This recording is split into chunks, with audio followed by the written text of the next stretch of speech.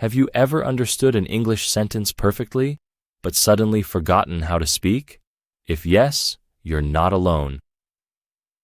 Hi, I'm Sumit, and welcome back to my channel.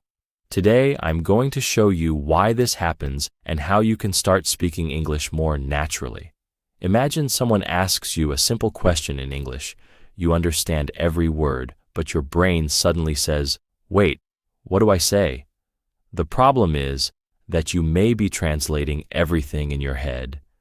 English comes in, then your brain translates it into your language, and finally tries to translate your answer back into English.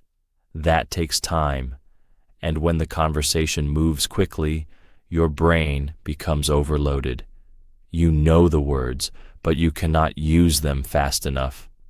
Think of your brain like a tiny translation machine. Every sentence has to pass through the machine before it reaches your mouth, and the machine is slow. While it is translating one sentence, the other person is already waiting for your answer. So you freeze. You know what you want to say, but nothing comes out. And then you think, maybe my English is terrible. But that may not be the real problem. The problem is the gap between knowing English and automatically using English. If you're finding this helpful, hit the like button and subscribe to the channel.